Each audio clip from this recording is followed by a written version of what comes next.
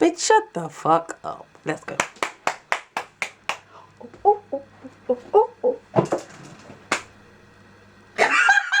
Ready? Yeah. Yeah. Hi guys, Hi. I'm Shelly I'm Tam. and we are starting a new channel to talk about our weight loss journey. Wait.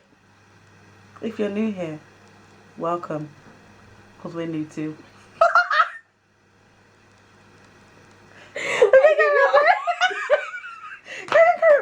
Alright, obviously we're dumb. Alright, yeah. dumb. So, there's bare people that post YouTube videos about their weight loss journey, the surgery they're getting, the things they're doing, but they're all like in America, or they're 90, or they do one video saying they're getting it on the NHS, and then they're like, by the way, I decided to pay $3,000 and go to Turkey. Oh, I hate that. That's not our coin. That's not our ministry. We're not have So, that. We're not have it. bank on zero. So, NHS. Coins, please. It's been a long journey. I've now finally got a date. I've been waiting 2 and a bit years. I started the journey in December 2017. And I started my journey in April 2016. So I've been waiting longer. And she's got a date. So we're going to get to see her. She's going to look snotched. Hopefully. Gonna, you know, nip, tuck, fold, cut, staple. So And yeah. dash the rest away. So, yeah. Sharing our journeys. Our Yay! Where do you start? Alright.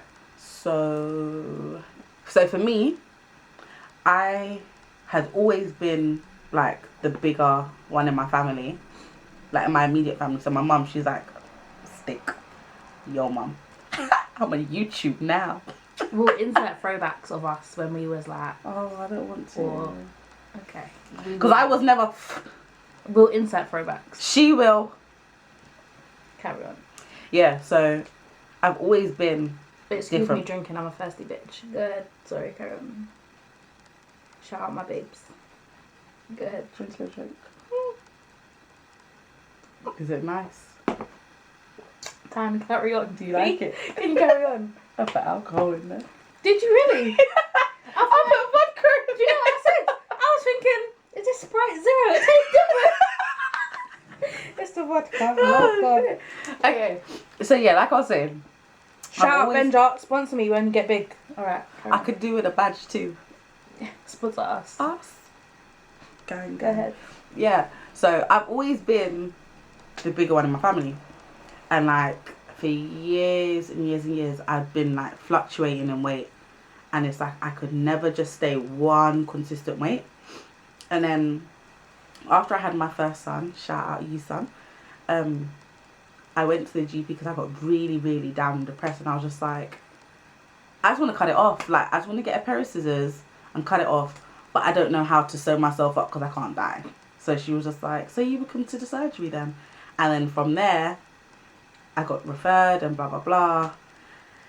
And then, yeah, so I started going... So talk about your beginning and then we'll go to like what happens. Alright, so I've not always been plus size. When I was younger, from like birth to about 17, I was a size 8, 10 maybe. Got myself in some situations with some bad breed people, not no good people, and put on a little bit of weight, then put on a little bit more weight. Now I'm fluffisha. So Love it. So I decided surgery was for me. Because I've tried diets, I've tried gym. I haven't been as consistent as I could be, but it wasn't working quick enough as I needed it. Not that this was quicker because we've been on a waiting list for 2.5 years, but yeah.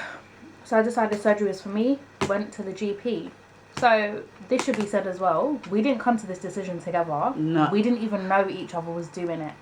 So That's what's mad. Because I proper kept it to myself. Like I didn't want to tell anyone because I didn't want negative influence on what I had decided to do.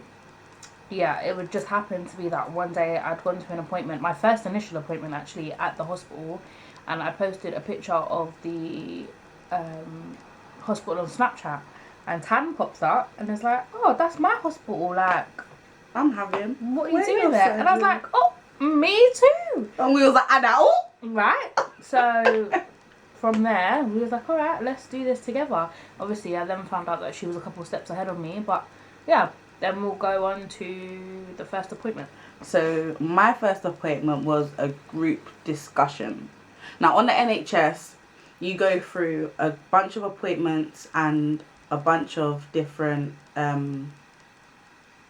group meetings, and it's basically to see where your mind's at, and they kind of put you through this trial, almost not even necessarily a trial.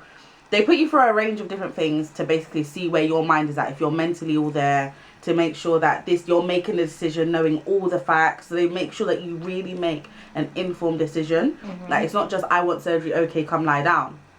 So I first went to my first meeting with a bunch of other people, and I'm telling you, I was so nervous because although my BMI is up, yeah, and although, like, for me and my peers, I'm the biggest one in the group, when I went in there and I saw bigger people than me. Oh, we didn't even talk about what you need to do to even qualify to be referred. I don't feel like we should even say that, because I don't want people to go out there and then purposely like, oh, I'm gonna eat 7,000 McDonald's a day and I'm fat. Okay, but you can't just say, oh, I want surgery, can you refer me? You have to hit a certain requirement. Yeah, you have to meet certain requirements. So I met those requirements, but looking at me and looking at the other people, it's like, raw, why are you here? So I initially felt a bit out of place, but I still feel out of place in the real world. That's where I fit in, although I don't feel like I fit in because everyone else is skinny mini. Yeah, basically you have to just know that no matter who's around you, you're on your own journey. You can't compare yourself to anyone else, because it's your own like story. Because there's going to be people that are double the size of you that are getting it, and are like, even when I just went to my last appointment, so like Tan said, there's bare appointments. It was, so you only go to 2 group ones, maybe 3. So the first one was a group 1, and the last one is actually also a group 1. And after the surgeon, the dietitian finished talking, there was a guy, he was like to me, oh, I'm just wondering why you're even here. Like, why are you getting surgery? You don't look like you need it. And I'm just looking at him like, my guy, I'm here. It's been 2.5 years. I'm here for the same reason you are. You're just visibly Tickums. I'm a Tickums too, but we're cute with it. He was Big Mac size. You're gonna have some respect, McDonald's sponsor us. Just joking. We don't need y'all no more. Alright. Alright, so let me ask you a question. Sorry guys, this is gonna be a 40-minute video, but what was your association with food like, which led to your weight gain? Okay, so this is the thing. This is why I say, I mean, I take accountability. Nobody can put food in my mouth. It was me, right? But it's definitely that before I met the person that I got into a situation with, I was doing the most. I was in college, I was dancing. Dance is what I studied. I was still ice skating professionally. I was still doing ballet outside of college dance. Like, I was active every day, something. And I was still eating mild, like 20 nuggets, 2 double cheeseburgers, fries. But obviously, I'm moving, I'm shaking, I'm flipping and twirling, and so it's not staying on me. Did you say 20 nuggets and 2 cheeseburgers? That is... Girl, bye. And that's a fact. That's the gospel truth. That's not made up. 20 nuggets and 2 cheeseburgers, my family can testify to that. Anyway, I don't even know if that's a real word, testify. It's a fact, yeah? We move. So, yeah, obviously then I stopped doing all that physical stuff, but I'm still eating like that. And well. See, for me, I think most of my weight gain came after my first son. So I was a size 14 comfortably, like I could fit in a 14. But I, within myself and all my family around me being like a size 8, size 6, size 4, and I'm a 14. That's a whole 10 sizes different. So I thought like I was massive. Then I had my son, and then I got depressed. I had postnatal depression, and me and the food, that was my company. I had no one around me like that. Well, I did. I didn't know that I did. This is the thing with depression. You don't really know who's around you because it's all in your mind. I was there. And then I had a friend intervention, They popped Shout up out on me. Keeks. Shout out Shellz. Yeah, I had a friend intervention, and they kind of made me know, like, you're not on your own. And I think that's when I started to realise that, okay, I'm eating loads here. And because I'd already stretched my stomachs that far, and yeah, I take accountability too. Because I could have stopped. I could have taken the baby out, put him on my back, and ran up the hill or something. I don't know, but, you know? Sorry, no, that was bad. By the way, that's my godson. But yeah, go ahead. Alright, while she's talking, we could have both done that, but it don't work out like that always. Yeah, so basically, maybe we'll make a different video going through each appointment, like step by step, because this one's been mad long. But surgery, so let's talk about the surgery that we're actually getting. We both opted for the same surgery. Again, we didn't know the choice. We'd already signed the piece of paper that said what surgery we was getting before we even spoke, and that's the gastric sleeve. Well, vertical gastric sleeve, vertical sleeve, vertical gastric sleeve, VSG, which is where they cut basically, out. they take your stomach, yeah? You have a stomach, let's say it's as big as your fist. They cut off, like, the majority of it. So you're only left with, like, this much of your stomach. They say a banana shape. So they cut away 80% of your stomach. They physically throw that in the bin. And they staple the rest, the 20% that is left. There's also 3 other options. So you need to pick. It's the VSG. It's not just what you pick. It's also if they believe it's suitable for you. So it's between you and your surgeon. So you can get the VSG, which is the gastric sleeve, which is the one we opted for. You can get the band, which is literally like a silver thing. They put it around your stomach, and they use saline solution to either tighten it or loosen it, and it clamps the top of your stomach basically. So it's harder for you to eat. Or you can get the bypass, which is where they take, I might be quoting this wrong, the small intestine and connect it to the big intestine. They move your intestines around. And connect it to your stomach. Exactly. So we opted for the gastric sleeve. They cut away the bit of the stomach that has the hunger hormone in it.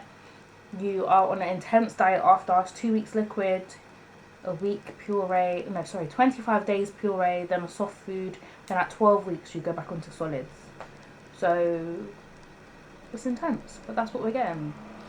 And prior to surgery, you have to go on a liquid diet, which is where, explain it because you just went to your appointment. It's 800 calorie. So in America, they do liquid. Over here on the NHS, they do 800 calorie diet. Oh, okay. Sorry. So you're eating 800 calories a day, protein mainly. Wow, I should have bought the sheet, guys.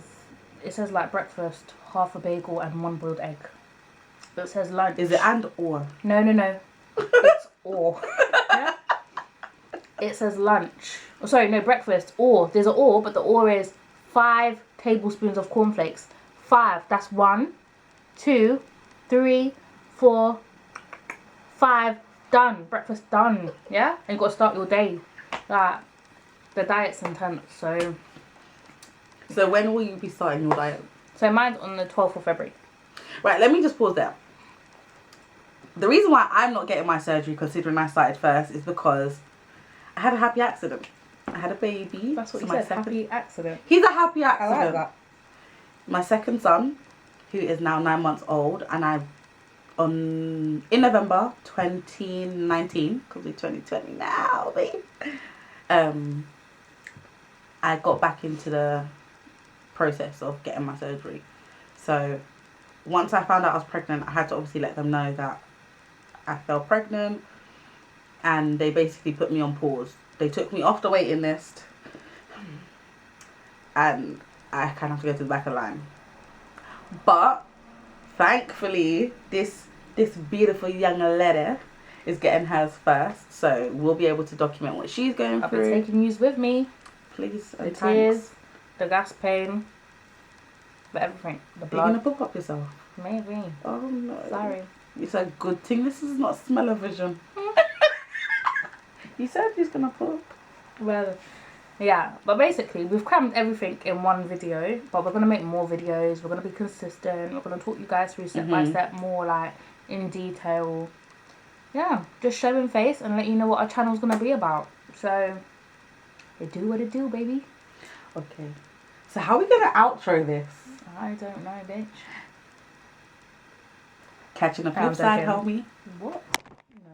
Oh, okay. That's not us. Catch you on the flip side, bitch. Crap-a-pop. I'm in the ghetto. Gra-ta-ta-ta. No, we might get copyrighted. You ain't fucking thinking that shit. You don't know. Anyway, next video.